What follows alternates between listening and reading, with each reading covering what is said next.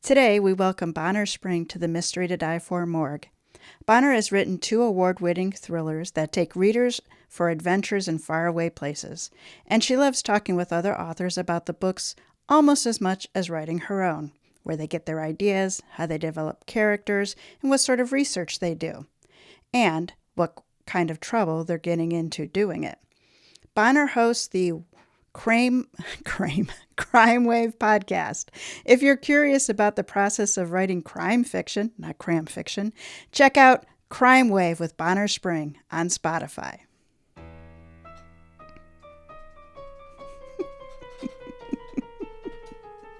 He's doing that to mess with me.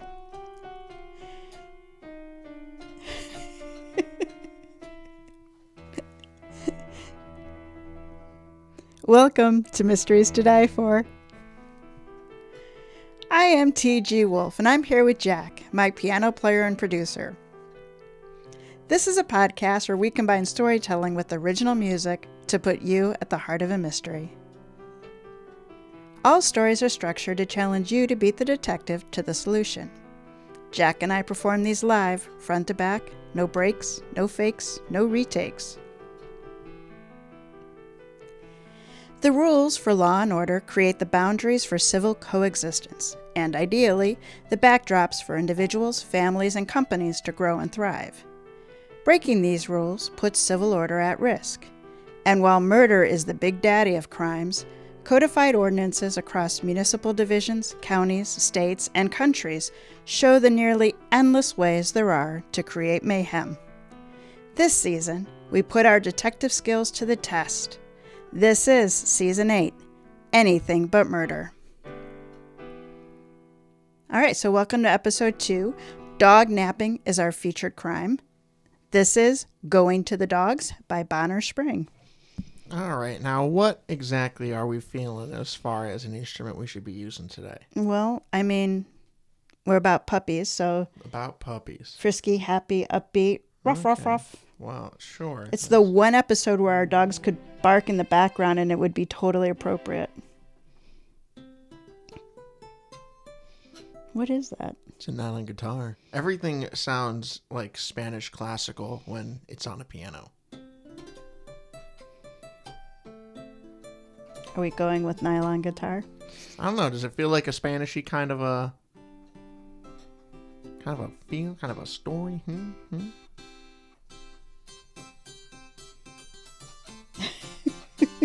I like that one, whatever you're doing. Feels like a harpsichord. It's a 12-string guitar. That's what it's supposed to be. It doesn't really sound like a 12-string guitar, does it? Everything sounds like a harpsichord whenever you go into some of those. Yeah, I gotta transpose this down an octave. It's just too high-pitched. I still wouldn't pick guitar as that's what it is, but that sounds better. The other one was too high-pitched. I think that's why it sounded like a harpsichord as it was did. so high. It was really high. All right. All right. Let's get into the dog nappings.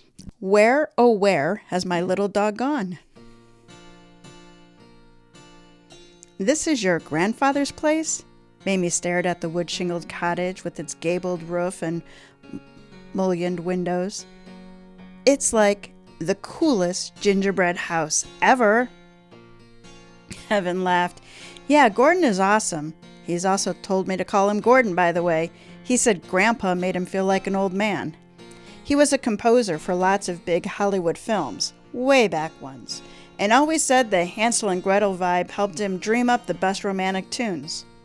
Evan parked their small electric sedan in the circular drive. Come on, let's go introduce him to the soon-to-be famous sleuth, Mamie Longwood. Before Evan could lift the brass knocker on the massive front door, it opened, revealing a slight, balding man cuddling a gorgeous dog with fluffy white fur and the longest, silkiest brown ears Mamie had ever seen. Evan! The older man wrapped his free arm around his grandson's shoulder. And this must be Mamie. Thank you for coming. Evan says you're good at figuring things out. Mamie elbowed her lover. I've had a lot of success over the past few years, finding things that were lost, identifying people who weren't doing what they should be. Evan told me you hope I can find out who took Duke.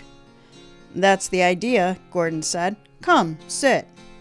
He He led them through a dark entrance hall to an old-fashioned living room full of leather sofas, wing chairs, bookcases, and knickknacks. At the doorway, he paused and raised his voice. "Bonnie, could you bring us some of your wonderful banana bread and a pot of tea?" Gordon motioned them to a butterscotch tan leather Chesterfield sofa and settled back in a matching leather armchair with the small dog on his lap. When Mamie and Evan settled side by side on the sofa, she asked, "So is this the formerly missing dog?" "Yes, this is my best friend Duke," the older man said. "I'd almost given up hope that he'd be returned." Gordon ruffled the dog's fur. "He hasn't been the same since he got home. So lethargic and clingy. So I really want to learn what happened to him after they stole him." "You told Evan that Duke had been kidnapped. Well, dog-napped is the right word," Mamie said, "and paid a ransom of $1,000. What happened?" "It was a week ago Friday," Gordon said. "My cousin Paul had gotten into the habit of stopping by on Friday afternoons to play cards. I wasn't sure about it at first. Gordon's been in trouble in the past, but I've heard from others in the families that he's turned around his life." Gordon hugged his dog, a pained expression on his face. "He may have just been sucking up to me for my money, but Paul was always pleasant. And the young man is a damn fine card player." When Gordon's voice trailed off, Mamie prompted him. "And you said Duke went missing last Friday? Was Paul here?" Gordon nodded. "Well, yes, that afternoon. I had a touch of rheumatism. My feet were swollen, and when Paul had to go, he had to let himself out." Gordon shrugged. "I didn't see him leave." A buxom, dark-haired woman entered the room with a tray. "Here you go, sir." "Actually, Bonnie is the best person to tell you what happened next," said Gordon. "She cooks and cleans for me." He turned to the woman. "Bonnie, we're talking about the day Duke disappeared. Tell them what happened that afternoon." Bonnie set down the tray, teapot, cups, sugar bowl, and off to one side a plate piled high with slices of banana bread studded with nuts. "Well, I come to work mid-morning. I vacuum, run a load of laundry, fix lunch, that sort of thing. Afternoons before I leave, I fill Duke's water bowl and replenish his food. He didn't come running, which was unusual but not 1,000% suspicious. I told Mr. Gordon and I went on home. That's all I know." After Bonnie left the room, Mamie asked, "How did you find out Duke was really gone?" "Well, Bonnie leaves my supper in the microwave, and when I went to warm it, I noticed Duke's bowl was still full. I'd fallen asleep, and it was late, so I called all around for him, inside, outside." Gordon's head sunk to his chest. "Around here, with all the grounds, it's more than my gimpy legs could handle, so I got Lou to help." "Lou?" Mamie asked. "He's my chauffeur," said Gordon, "and also does yard work and odd carpentry jobs. He lives in the apartment over the garage, but Duke never turned up that night." "Then what happened?" asked Mamie. "Well, I didn't sleep, not a wink. In the morning when it was light, Lou and I searched everywhere." Gordon stretched out his arms wide. "We didn't find him, but Lou brought in the mail, and when he got back to the house—" Now Gordon sat up straighter, his voice cracking. "Including an envelope." The way he said envelope, Mamie knew they were getting to the big reveal. "What kind of envelope?" "Well," Gordon said, "it didn't have a stamp, so it didn't go through regular postal service. Here, let me show you." From the table next to the chair, Gordon picked up a manila folder, removed an envelope, and handed it to Mamie. The word Gordon was cut from an advertisement for Gordon's Gin. Inside, Gordon said, was this single sheet of paper. Mamie took it and read it out loud. "I have your dog. If you want to see him again, put $1,000 in small bills into your mailbox first thing Sunday morning." The brief note concluded with a smiley face and was entirely composed of colorful letters cut from magazines. "Is it okay to be handling this?" Evan pointed to the ransom note. "Fingerprints, I mean. We don't have any police-type equipment." "That's okay. Lou already checked it out.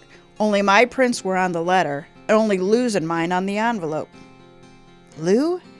You're talking about the same guy who brought the mail in?" "Yeah."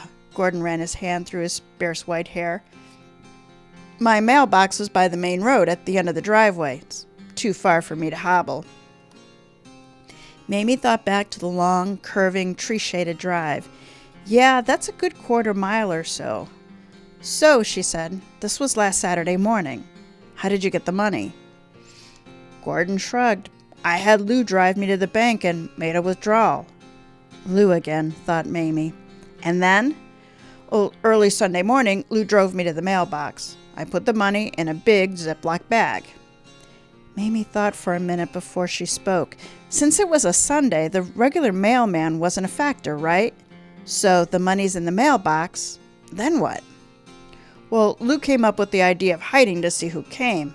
But there's a meadow that stretches from the street, about 50 feet up the driveway. No place he could stay out of sight. And I was afraid if they spotted Lou, I'd never see Duke again. In the end, all he did was drive down to check the mailbox for me every hour. I swear I thought I'd go crazy. Gordon's eyes filled with tears. Lou came back around noon and said the money was gone. He stopped there, staring out the window.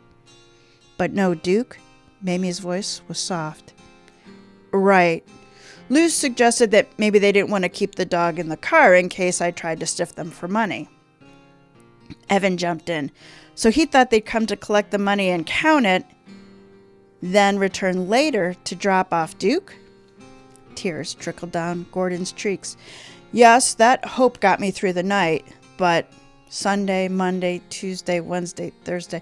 It wasn't until Friday, just yesterday, that I was sitting here, right in this chair, and heard barking by the back door. Mamie could see Gordon was tiring, but she wanted to hurry to ask the rest of her questions. So Lou and Bonnie knew Duke was missing, and they were here every day. Gordon nodded, and yes, Bonnie comes Monday through Friday. Mamie made a mental note, and Lou, he lives on the property?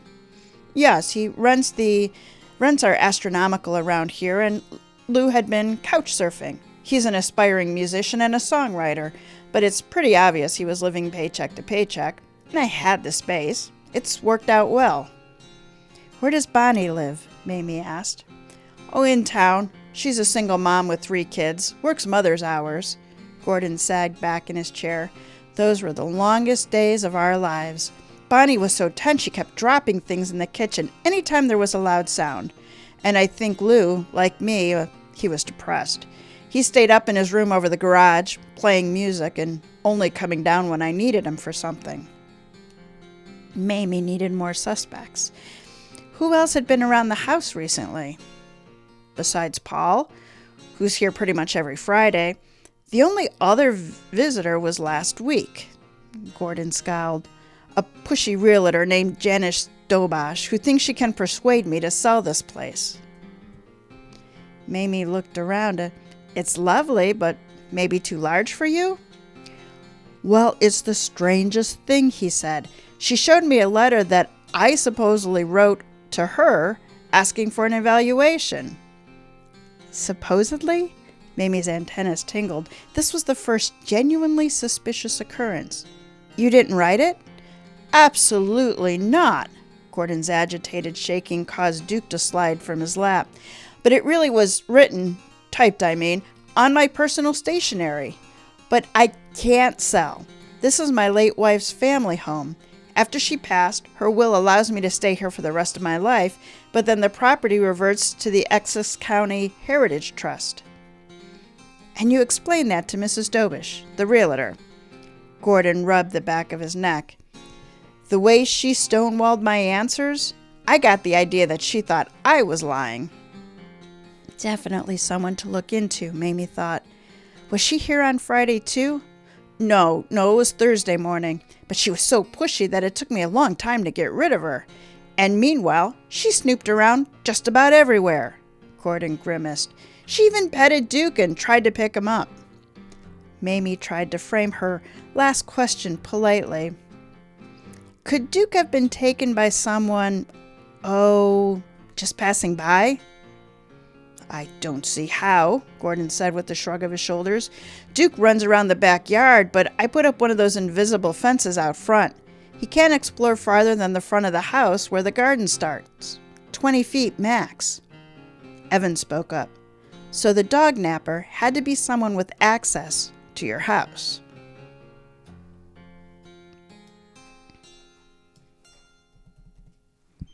Okay, it was Lou. You're basing a bet. Final answer. We have like 6 more chapters to go before the deliberation, and he is putting his money on Lou, everyone. Not all my money, just like a tiny side bet. It's like a $5 bill. You okay? Oh, well, I'm just gonna put a $5 bill over there on Lou. I drank my tea too quickly. Oh, that's rough. Yeah. I hope you can't hear the dogs howling downstairs. I have tea with a melted cough drop in it that is supposed to stop my voice from breaking, not add to it breaking. They broke it, Yeah, but luckily our dogs must love the podcast because they're trying to join in right now. Either that or Amazon's nearby. Amazon's probably nearby. Probably. Alrighty, well, let's go incriminate Lou. Dog days are over. What do you think? Evan asked Mamie as they walked outside. How about I ask what you think first, she said. Gordon's your grandfather, and you probably have a better handle on how he interprets things. Evan frowned. Are you suggesting he might be making this up? No, not really, but I'd like to get your impressions. Mamie paused. Because his story doesn't make a lot of sense. What do you mean? Evan asked.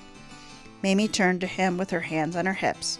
Well, for one thing, $1,000 is a good chunk of money, but a thoroughbred King Charles Spaniel like Duke would sell for 10 times that much. Why would someone go through all that trouble to dog nap him and then take a little money to return him, rather than a whole lot to sell him? Well, when you put it that way, Evan shrugged. My grandfather's always been straight with me, and he's not gaga. Yeah, he's an old man now, but there's no way he's confused or manipulating us. Besides, he doesn't drive, so he couldn't have taken Duke anywhere. True, said Mamie. What about this Cousin Paul guy? What's he like? I hardly know him, Evan shrugged. He's almost my dad's age, and he grew up in California. Our families got together 3 or 4 times at holidays. That's all. Do you know what kind of trouble he got into? It was all very hush-hush. Evan scrunched his face and thought. He worked in a bank, so I always guessed it was related to that. We have to talk to Paul, said Mamie, and I want to follow up with more questions for Bonnie. Since we're already here, let's go see the chauffeur, Lou, and get his version of the dog napping. Halfway up the stairs to Lou's apartment over the garage, Mamie pulled on Evan's arm. Would you take over questioning Lou? He turned to stare at her. Me? Yeah, it'll give me time to look around. Evan nodded. Makes sense. They continued up the stairs and Evan knocked on the door. A tall, skinny man with spiky dark hair and a chin beard opened it. Just a crack. Yeah, he muttered through the narrow opening. Hi, Lou. I'm Gordon's grandson, Evan. He just told me and my girlfriend about Duke going missing, and he asked if you'd tell me the parts he wasn't there for. Lou scratched his stubby cheek in a way that made Evan think he was going to slam the door in their faces. Why the hell not, he finally said. Come on in. He opened the door wide, into an open-plan living area that extended the whole length and width of the garage that lay beneath. On one end, a folding screen revealed the corner of a bed, and bedclothes heaped in a pile, clothes on the floor. We can sit here. Lou led Mamie and Evan to the far side of the room where 4 chairs in a semicircle looked out over Gordon's lush garden. They walked past guitars on the walls, music stands, amps, stacks of music scores.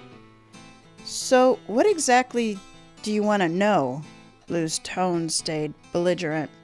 Evan leaned toward Lou. Well, my grandfather told me you helped look for Duke the night he went missing.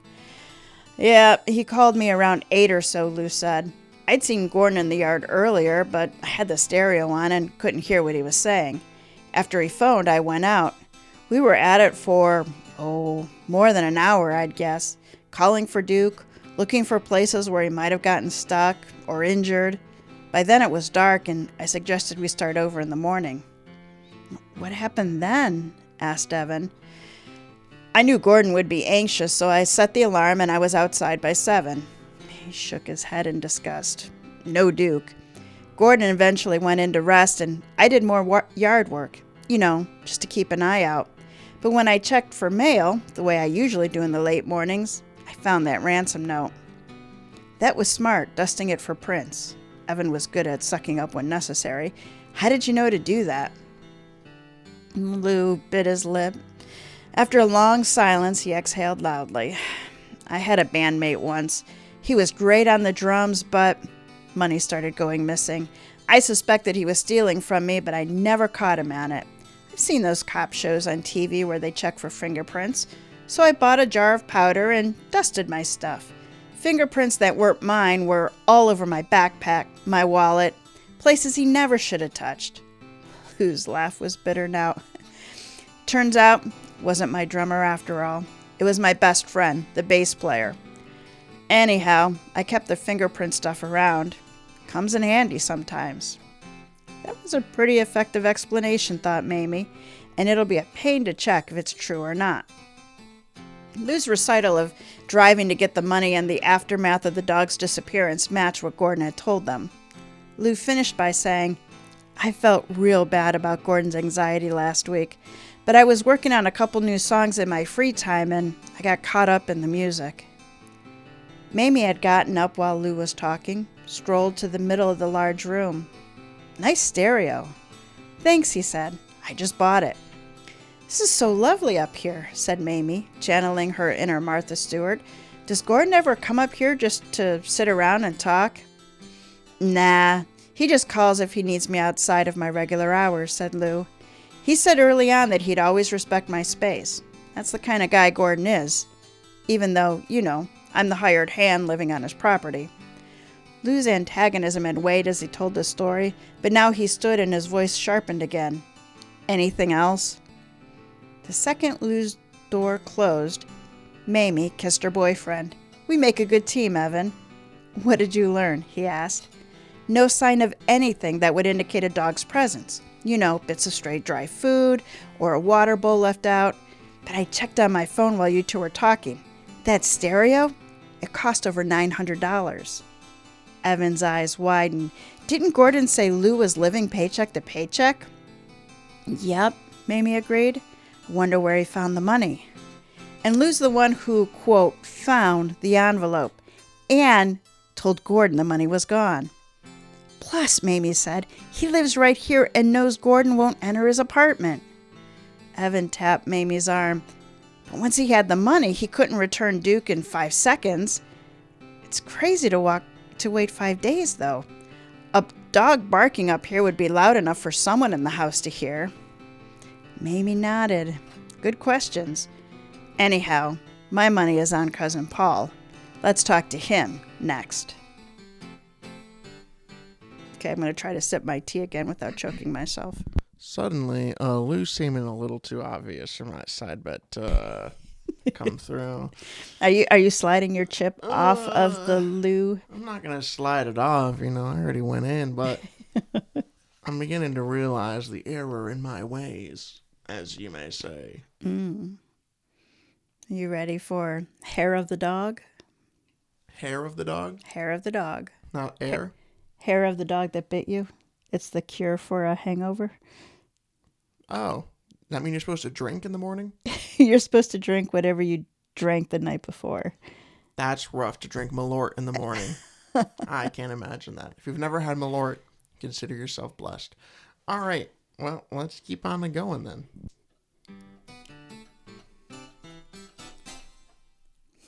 I don't know what that was, but it totally threw me. Paul's address was a duplex apartment about 20 minutes away. They arrived just as a tiny woman in a blue and yellow uniform hauled a bucket and vacuum cleaner out the front door. Ain't nobody home, she called out when Mamie and Evan approached. Do you know when my cousin will be back? Evan thought that the woman might offer more info if he leaned on the family reference, but she didn't bite. No freaking clue, the woman said. If it was my place, I'd stay far, far away until the smell dies down. What do you mean? Evan edged closer but couldn't see in the door. This is the first time my company ever sent me here, and I'll tell you one thing for sure. I ain't never coming back. What a pigsty! Crunchy stuff underfoot, puddles, cushions on the floor. Well, that got Mamie's attention. Yuck! What could have caused a mess like that? The cleaner wrinkled her nose. Animals! That's what they were! Animals! Mamie took 2 eager steps forward. Could we see what you're talking about? Duh! The cleaner shook her head. I fixed it all. Put in overtime, too. She slammed the door, turned the key in the lock, and walked past them, trundling her equipment down the sidewalk. Evan turned to Mamie. Well, well, well. Sounds like the obvious answer is the right one. Mamie walked across the lawn. Let's see if we can spot anything interesting. They peered in the windows on Paul's side of the duplex, but it was like the cleaner said, spotless and tidy. A line of trash cans in back were overflowing with beer cans, stinky food wrappers, and paper plates. Evan slammed down the lid. Looks more like party animals, not the 4-legged kind. Ew. Mamie held up her hands as though she was warding off something repulsive. No way I'm going to dig through all that garbage to check. The stuff we can see on top looks and smells fresh to me. Empty dog food cans could be buried under this mess from a more recent party. Since Duke's been home for almost 2 days? Any evidence of his presence won't be recent. Yeah, and these cans aren't marked. For all we know, the garbage is from the other side of the duplex. We have to find another way to determine Paul's involvement. Let's ask his neighbors. Mamie zipped around the corner. This yard isn't fenced, so Duke wouldn't have stayed inside for a whole week. Neighbors wouldn't necessarily have seen him, but I'll bet you they would have heard him. But when she knocked on their door, there was no answer. Mamie pulled out her phone and checked the time. It's only 3:30. They're probably still at work. We'll have to come back later. Then she punched a few buttons. I'm curious about that realtor, Janice Dobosh, but Bonnie lives only a few blocks from here. Let's go to her house next. She should be home from work by now and might know more about Paul than she was willing to say in front of your grandfather. Walking the dog. Minutes later, they pulled up in front of a ranch house on a side street. Mamie rang the doorbell. When no one answered, she opened the screen and rapped on the door. Hello, she called. They could hear noise from a TV program inside, so they walked around the side of the house. A chain-link fence enclosed the backyard, stopping them. Oh my God! Mamie pointed to the far side of the yard. A doghouse! Evan leaned over the fence. Yeah, plus a water bowl and looks like a couple of well-chewed chew toys. A woman came out into the backyard with a laundry basket. Bonnie, is that you? Mamie called. The woman turned. Oh, hello. Mamie caught the suppressed scowl. Although Bonnie clearly wasn't pleased to see them, she came toward the fence and set down her laundry basket. What can I do for you? We had a few questions, Mamie began. Bonnie held up her hand. Could you make it quick? I gotta get the laundry out, and as soon as the kids get home, we're headed to my brother's for dinner. Bonnie stayed inside the fence, not inviting Evan or Mamie into her yard. Busy working, Mom. Good enough reason for her annoyance, but Mamie wouldn't have much time. So, instead of her planned follow-up questions about Paul, she went for the new puzzle piece. So what kind of dog do you have? Bonnie's eyes rotated to the doghouse and then back to Mamie. A shepherd collie mix? She spoke slowly without making eye contact. Oh, I'd love to meet him, Mamie cooed, with all the artificial sweetness of Coke Zero. Bonnie's yard was set up for a dog. Compared to Lou's upstairs apartment and Paul's tiny duplex, this would be an ideal setup for a dog napping. He's not here. The kids took him out. Bonnie picked up the laundry basket. Listen, why don't you stop back over at Mr. Gordon's? Maybe Monday. Tomorrow's my day off. When I get home, I have a whole other day's work to do just in a few hours. No dog here now. Mamie revised her strategy. What do you think happened to Duke? It has to be the real estate lady, doesn't it? Bonnie said without hesitation. What she said about having some letter Mr. Gordon wrote, I could tell that was pure baloney. Mamie's eyes narrowed in suspicion. Did you see the letter? No, but Mr. Gordon told me all about the heading and stuff. You know, his name and all at the top of the page.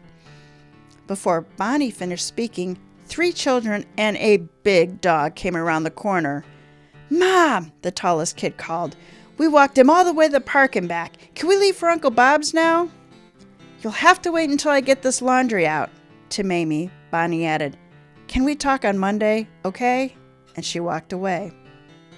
Okay, there really was a dog. Mamie whispered to Evan, See what you can find out from the kids. When the dog came over to inspect Evan's shoes, Evan bent down to pet him.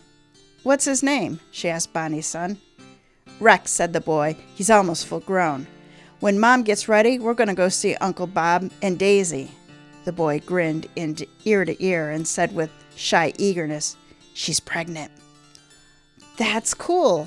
Evan considered and discarded several questions before he came up with the winner. Is Rex your only dog?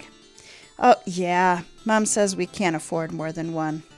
Strike one. Do you ever babysit for other dogs?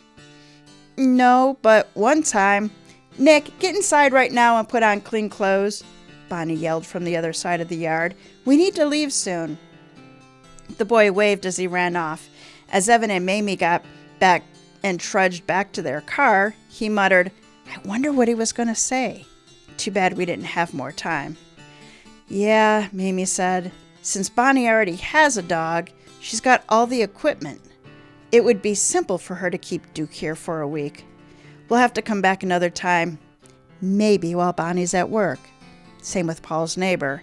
But I keep coming back to the question you had when we talked to Lou. Why the delay in returning Duke? Right. Evan ticked off points on his finger. 1, Duke goes missing on Friday afternoon. 2, ransom note comes on Saturday. 3, the money is delivered, exactly as requested, on Sunday morning. But Duke stays gone for 5 more days. No wonder Gordon despaired of ever seeing him again. Let's move on then, Mamie said. Earlier I called the real estate office where Janice Dobosh works. She'll be on the desk this evening until 6. Let's go over there now. Good. Evan pulled out into the street. What's our angle with Miss Dobosh? Lou, Bonnie, and Paul all had reasons to be in my grandfather's house. Since the letters she showed Gordon must have been faked, the realtor is really the one suspicious person. I don't know what her angle is, but can we ask without tipping her off? How about we pretend to be new to the area? Evan, you want to play a prospective buyer? Mamie asked. Maybe we've got a cute dog that needs a fenced yard. Oh, he grinned. A new role to play. I love it.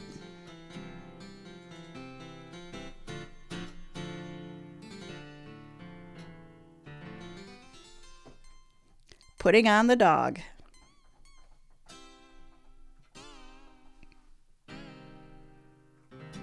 Showcase Properties was not located in an elegant villa, but in a strip mall near the highway. Mamie and Evan pulled into the parking lot between a Chinese restaurant and a Pilates studio and walked into the long, narrow rental unit. A woman at the front desk beamed. How can I help you? We're new in town and thinking about buying. Evan commandeered the chair across from her desk. Do you have anything available in 2 bedrooms with a large yard? While Evan chatted with Janice Dobosh, Mamie scanned the room. It was a small operation. House for sale photos lined the walls, desks and chair in the center. At the back of the office, Mamie struck pay dirt. A long table contained stacks of magazines. Magazines with long, narrow strips cut out. Other cutouts were smaller than an inch. Maybe even just a letter or 2. Mamie quickly riffled through the papers, but the pile was such a hodgepodge that she couldn't detect any matches to Gordon's notes. So she wandered back to Janice's desk, and when there was a lull in conversation, she sat. Taking Evan's hand and favoring him with her play-acting lovey-dovey smile, she asked, "Did you find anything in our price range in this town, dear?" Evan's grin in return told her he was onto her game and playing it with her. "Nothing really, honey bun, but Janice here has given me some good ideas of where to look. When she downsized after divorce, she found a cute little bungalow just south of here." "Do you have a dog too?" Mamie asked her question at the realtor. "My ex was more of the dog lover than I am," Janice snorted. "Robbie likes dogs so much, he's got some harebrained idea to make a business of breeding them. Good thing it's not my money this time. He said dogs were the only creatures that give unconditional love, and they can be so cute, so friendly." Her voice trailed off as she apparently ran out of kind adjectives to describe man's best friend, but obviously not Janice's. Mamie and Evan tag-teamed the realtor with additional questions until Mamie was pretty sure that her disinterest in dogs was genuine. Still, Mamie plowed on to clear up the last puzzle. What are all those clippings for in the back? Janice's face lit up with pleasure. "For making papier-mâché figurines. Since I downsized after Robbie and I divorced, I keep most of my spare materials here at the office. I love the creative aspect of papier-mâché, and it's really a lucrative sideline when real estate is low. I sell my creations at craft fairs. Look." Janice pivoted her computer and started up a slideshow. Up popped a menagerie of cats, dogs, fish, birds, even a flying pig, all crafted from colorful bits of glossy paper. "Those are adorable!" And Mamie wasn't kidding. The artwork was whimsical and detailed and expensive. She didn't want to believe Janice was involved, but there was one other issue to clear up with the realtor. Mamie kept chit-chat going for a while and then asked Janice, "What's it like working in sales? You know, where you go into people's homes and all." "Most people are nice," Janice replied, "but when you interact with the public, you meet the occasional rotten apple." Mamie jumped in. "Oh, I hope you haven't crossed paths with anyone like that recently." Evan draped his arm across Mamie's shoulder and gave her a little squeeze of praise. Janice sighed deeply and said, "Unfortunately, just last week, a man totally blew me off." "What happened?" Mamie asked, putting on her best shocked expression. Janice's fingers strummed the desk. "I got a letter in the mail, a request to come by at 10 on Thursday morning to talk about listing this guy's house. So I did." Another shrug, another grimace. "But the man said he never wrote me, hadn't invited me, and didn't want to sell. Old guy. My guess is," instead of finishing her sentence, Janice circled her index finger around his ear. "A total waste of time." Mamie had heard enough. "Evan, dear, we better get going to walk Sparky." The second they were out the door, she said, "We need to go back to Gordon's."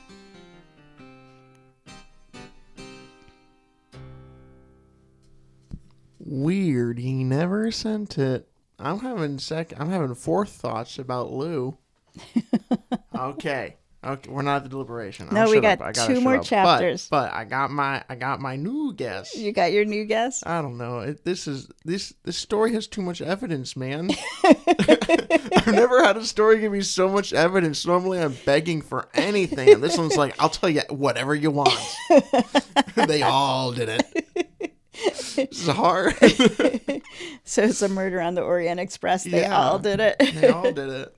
All right, we'll figure it out. The one dog's pregnant, and the woman's brother's a dog breeder. That could be something. It could be something. Everyone's got something, man. Everyone's got something. All right, let's keep going then. All right, let's find out who let the dogs out. Lou was trimming the shrubs bordering Gordon's driveway. He greeted Mamie and Evan more cheerfully than he had earlier in the day. "Good to see you. Duke's got some of his old energy back this afternoon. Gordon's so relieved, and so am I. Between that and winning the lottery, I feel like a huge weight has been lifted from my shoulders."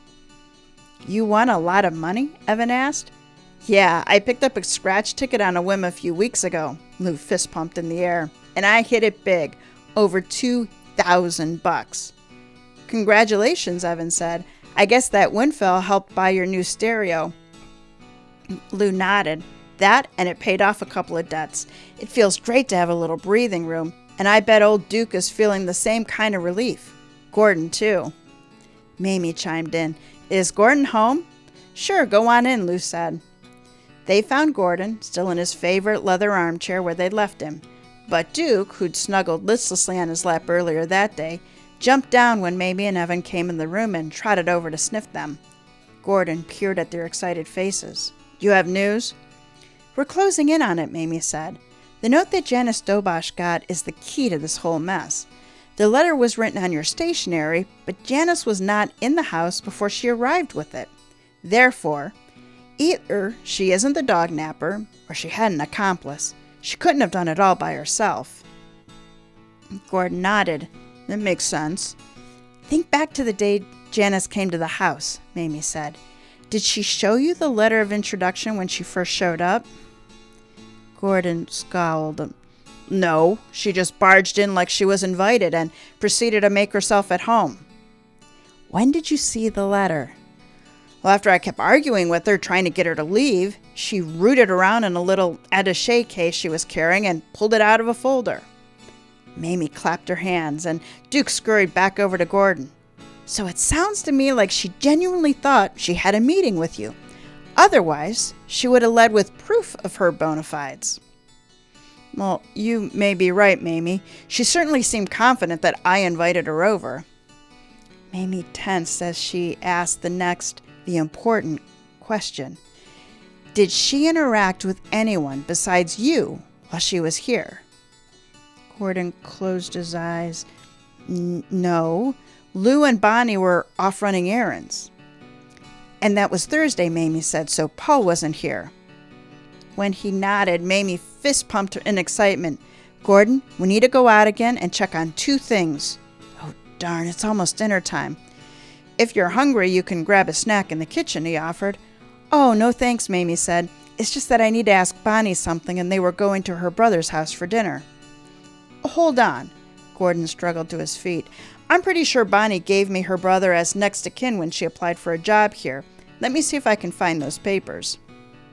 With Duke scampering after him, Gordon left the living room. What are we going to do now? Asked Evan. Mamie rubbed her hands in anticipation. Janice arrived when Gordon would be home alone.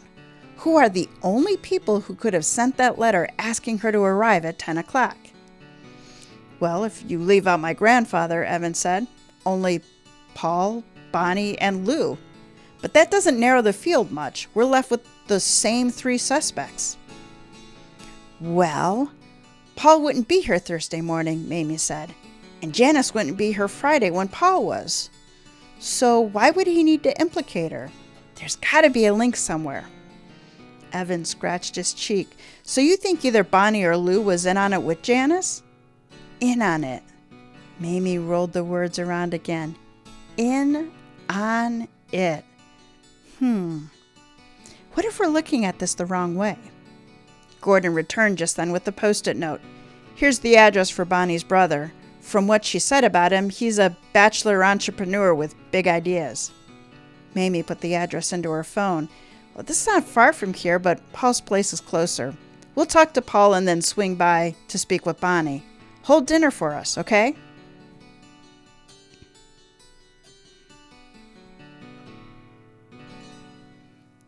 Bird dogging.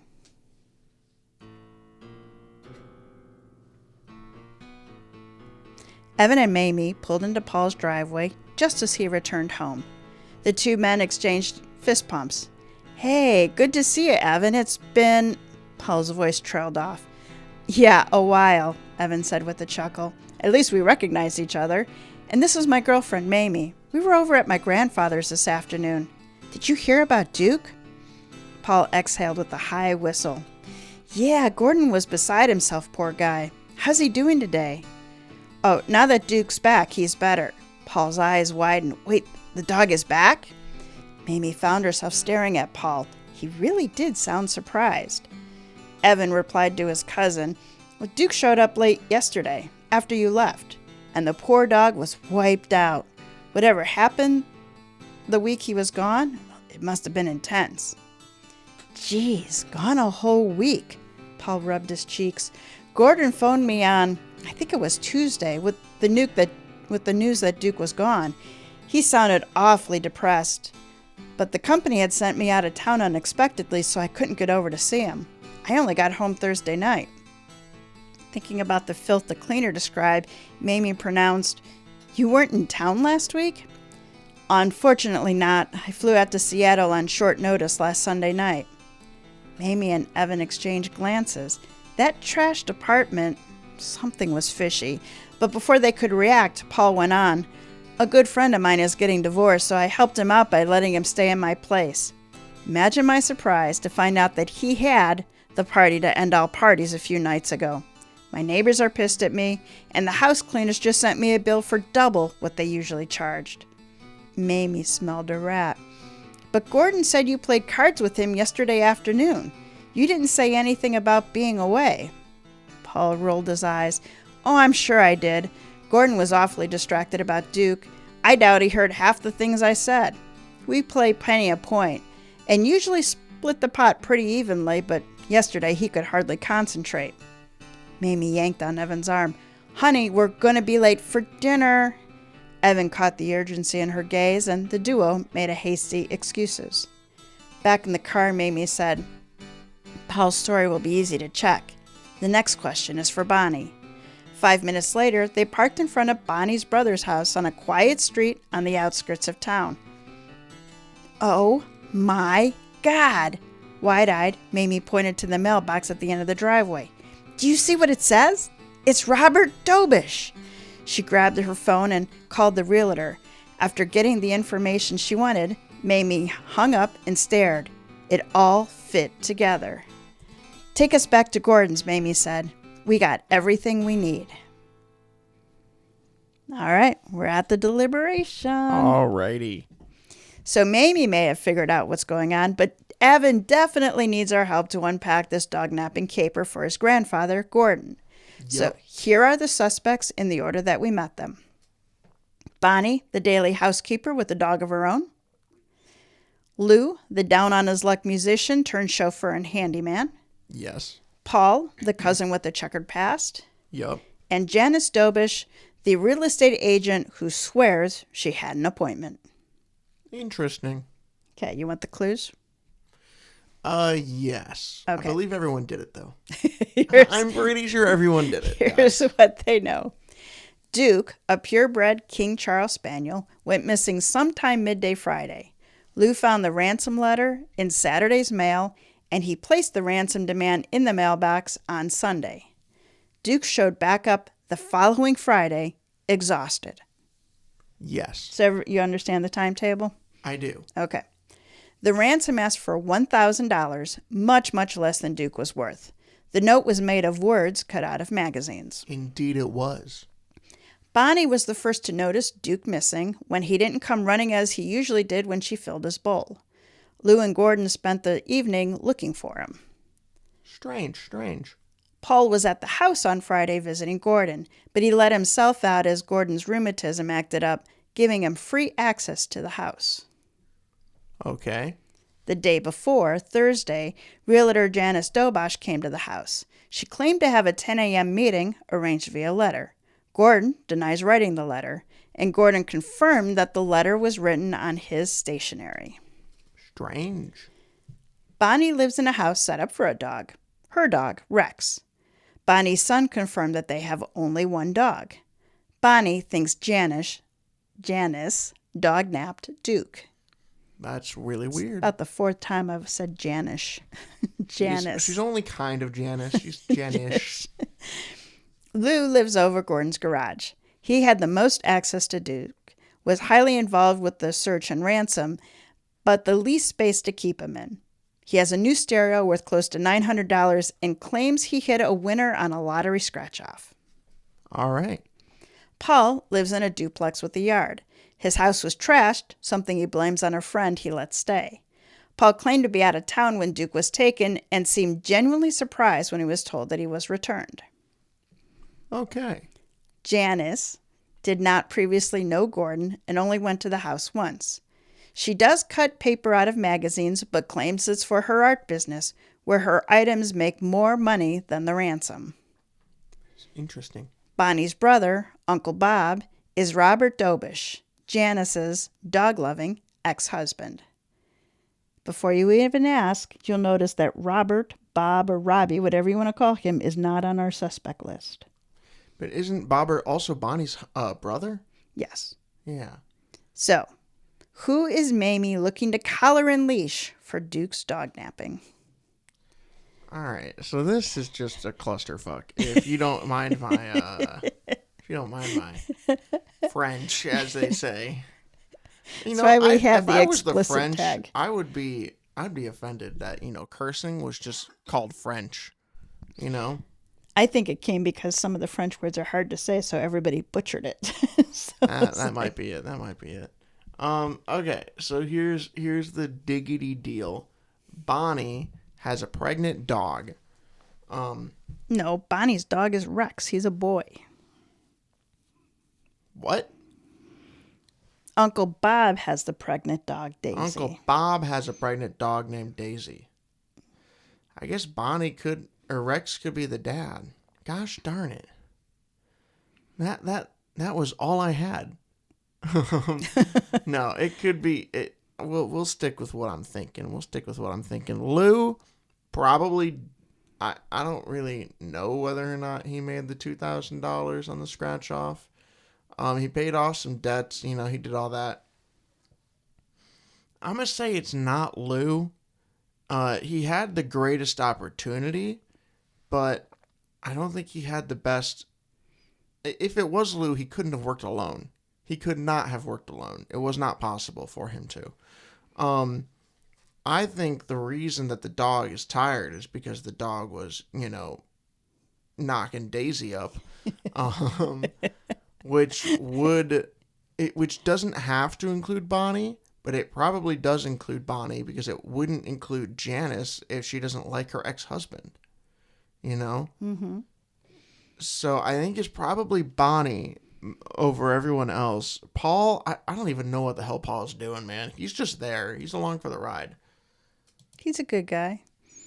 Playing cards. He just has a little bit of a past. He has a past, but what else? So he may have thrown that party himself. He may have gotten trashed. The dog might have caused it. They didn't end up being able to ask any neighbors to see if there was a dog there. Right. She said, maybe Bonnie, no Lou. Where are you landing on Paul? There's no reason why the dog would be tired or why the dog would be returned. I guess the dog would probably be returned late if Paul left. Right? Paul was on a trip, he said. Paul was on a trip. He left Sunday night. And Sunday was what? The day that he got the money? The ransom, yeah. He got the ransom. So maybe he got the ransom.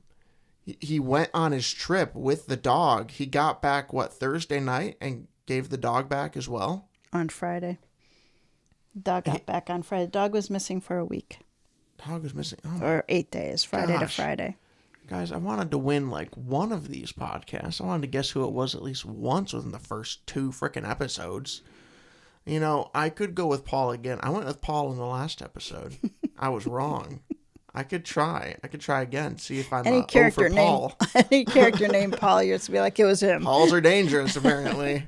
Poor guys. So who am I coloring red and who am I coloring green here? I don't remember. Who did I say is red and green? What does red and green mean again? Green is the one who you guess, and then yellows are maybe and reds are no's. Janice provided good insight into her family, but I don't think anyone could have magazines, that isn't a definitive she must have done it, and plus she has a product to show for it. Mm-hmm. So I'm gonna say no to Janice. That's just a little strange to me. If it's more than one person, then forget it. I'm not getting it right. So Bonnie and Paul are the two that you're left with. Bonnie and Paul. Paul has the perfect timeline. Bonnie, maybe they just needed to keep the dog to make sure that the dog got pregnant. Mm-hmm. It could be as simple as the dog. If they stole Duke to reproduce, They just had to wait for the dog to reproduce. Of course, there's always the possibility that the dog Daisy got pregnant from Rex. I can't see a specific piece of evidence that says it has to be one person in specific, at least not at the moment. Coin toss? It kind of is a coin toss. I think I'm going to go with Bonnie because to me, I see more of an opportunity for Bonnie to have benefited than for Paul. Okay. Other than, Paul's just rowdy. Maybe he just wanted to go somewhere if he's got the checkered past. But I think Bonnie would benefit more from it all. So I'm going to have to go with Bon. All right. So, Mysteries to Die For is in its 8th season. Isn't that incredible? And we have been ad-free since day one. You can thank us by supporting our authors. Bonner's thriller, Toward the Light and Disappeared, both have 4+ star reviews. I think one has an average of 4.4 and the other 4.6 reviews on Amazon. So pick up her books, check them out, and be the next of her enthusiastic reviewers. All right, now it's Every Dog Has Its Day.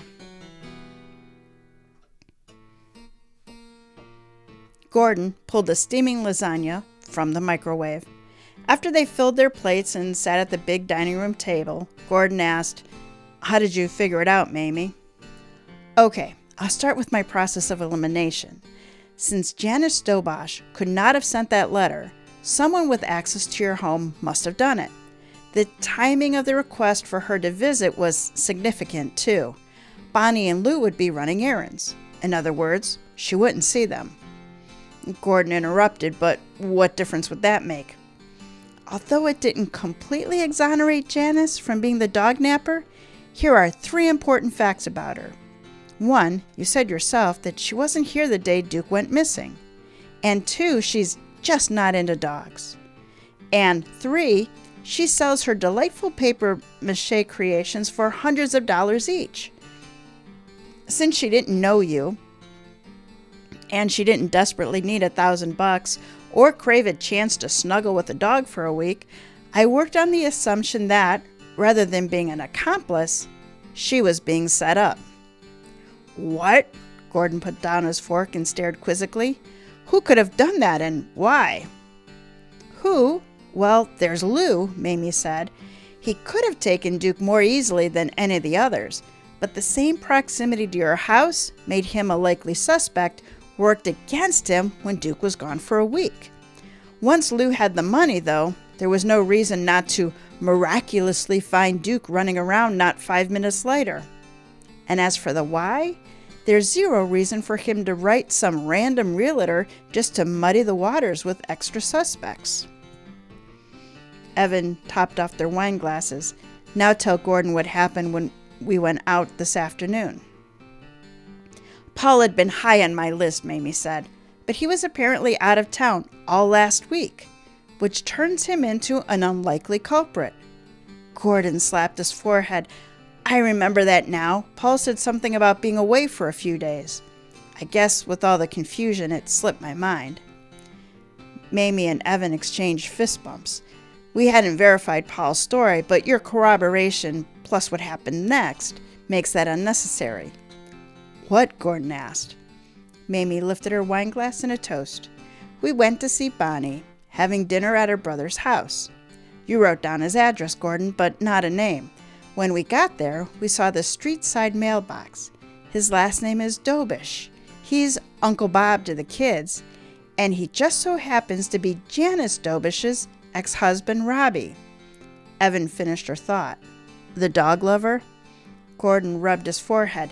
"So Bonnie's brother is Janice's ex-husband?" "Too many coincidences," said Mamie. "But which facts lined up? I remember you said Bonnie's brother was a single guy, I assumed a bachelor, but I phoned Janice and she confirmed that her ex, Robert Dobish, lived at that address. And when Bonnie's sons said they were going to go visit Uncle Bob and Daisy, well, I figured Daisy was Bob's second wife or a girlfriend." Mamie plucked down her wine glass so excitedly that droplets splashed out. "Because she was pregnant." Gordon squinted in confusion. "What?" But Janice told me that Daisy is Bob's King Charles Spaniel. Gordon's eyes opened wide. And she's pregnant? Here's how it all ties together, said Mamie. Robert Dobish, Uncle Bob, got a get-rich-quick idea to start dog breeding business. So he emptied his bank account to buy Daisy. Bob's idea was to use you, Gordon, to jumpstart his new enterprise with the ransom. Avoid a hefty stud fee for mating with Daisy, which he didn't actually have the money for. And the delay? Mamie ducked her head to conceal a smirk. I checked with the vet on the way back here. She said that young dogs, like Daisy, don't always go into heat as expected. So I bet the dog napping occurred too soon. They had to keep Duke until he, fulfilled his studly duty. Gordon reached down and scooped Duke into his arms. Oh, Duke, no wonder you were dog-tired when you came home. Mamie grinned at Gordon's. As icing on the cake, Bonnie was the only one who directly implicated Janice. There's bad blood there because of her brother's divorce. Bonnie sent the invitation to list your house on your stationery. Since Janice wouldn't recognize her, or would recognize her, Bonnie made the appointment for a time that she'd be out of the house. And she created the ransom note with bits of paper like Janice's paper mache. Well, who would have thought Bonnie would do something like that, wondered Gordon. It's a doggone shame. I really did love her banana bread. The end. So you got your win. Thank God. You got so much of it right when you were like, Daisy's pregnant. I mean, yeah, there was something I realized that I kind of had missed. Oh, no, I don't remember what it was, but yeah, I got it, man. You got it. I got it. I'm pretty proud of that. I'm pretty proud. Yes, there was a lot, like all of these suspects were pretty legit, and the subtlety of separating them out, like, Lou had easiest access, but no place to keep the dog. Yep. And then Paul was the hardest because the question was, did he actually leave? If he didn't leave, if he did lie about the whole thing, I guess, he would have the perfect opportunity to have done it, but no real motive. Again, $1,000 isn't a lot. And honestly, the thing I'd forgotten was the money. I'd forgotten anyone would care about the money. I had written it off, which was kind of good because the money mattered very little in the end of it, but it still did matter. Yeah, I guess the only person it could have mattered to was Lou. Yeah. And in the end, the ransom was still weird. Mm-hmm. It was almost to get, I would have believed it more if it was to, if it were me, I would have picked a crazy high ransom so that, it takes some time to gather it together. Yeah, I think the ransom was more of a stall tactic. It wasn't presented as a stall tactic, though. That's true. Who knows, man? But what did it end up doing? It served as a fee or whatever? A stud fee. Stud fee. But I think it's supposed to be paid to the owner of the male dog, not the male dog to the female dog. Oh, then really, who knows what's going on? Then be a bitch fee, not a stud fee. Yeah, it would be. So allow me to introduce you all to Bonner Spring. She writes international mysteries and short stories with morally ambiguous protagonists. Oh, we like those. A nomad at heart, she hitchhiked across Europe at 16, joined the Peace Corps after college, and trekked to Machu Picchu for a significant birthday. Bonner's short fiction has won both the L. Blanchard and Derringer Awards, and she hosts the Crime Wave podcast, I said it correctly this time, part of the Authors on the Air radio network. All right, so Jack, I did some digging about dog napping. I hope that all of them this season are as interesting as the last two. Turns out, dog napping has been a real thing for a long time. In Victorian times, organized gangs of dog nappers stalked and stole pets from the wealthy, which wasn't categorized as a crime. I guess, they're neither property and they're not people or something like that. The crime website Crime Reads has a post of a story of the poet Elizabeth Barrett and her beloved dog Flush, who was dog napped 3 times. It's a pretty long story, so I included the link in the show notes. Needless to say, she got him back, I think, 2 of the 3 times. Guess which time she didn't get him back? No, that's awful. Yeah, it's pretty awful. Unless I misread the story, it seemed like the 3rd time they didn't pay the ransom, and the dog nappers. What? I don't know. What did they do? All I know is what they dog didn't do. nappers. They didn't bring him back. Okay, listeners, you have to go read it to have the happier ending. You Yeah. have to go find out if there's a happier Have ending. to find out. More recently, in February 2021, a dog napping turned vicious when the man walking Lady Gaga's 3 French bulldogs was shot to acquire the dogs. One dog fled, but the other 2 were captured and taken. The man, Ryan Fisher, was shot in the chest. He survived, but he lost a lung, and not to mention the psychological damage that comes from something like that. Lady Gaga offered a $500,000 no questions asked reward, and the dogs were returned 2 days later.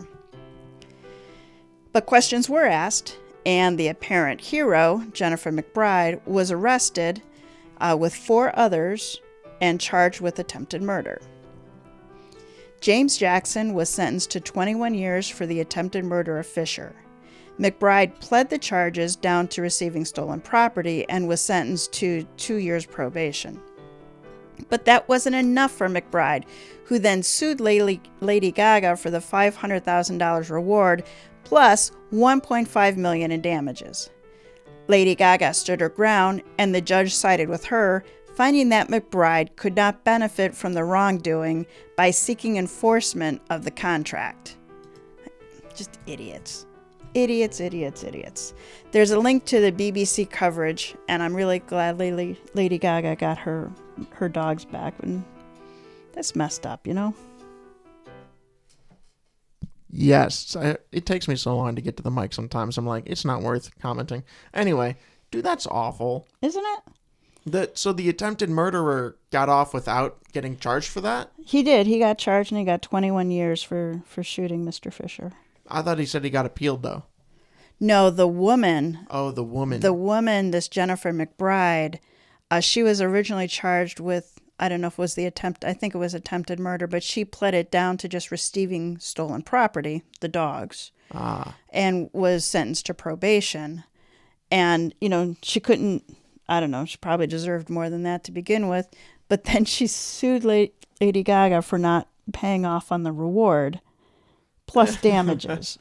Well, so was the plan to steal the dogs, ransom the dogs, and then give them back? And then she said, well, we might have stolen and ransomed them, but we gave them back. Yeah, like you said, it was $500,000, no questions asked. Maybe it was because they didn't post a ransom. She just offered the ransom.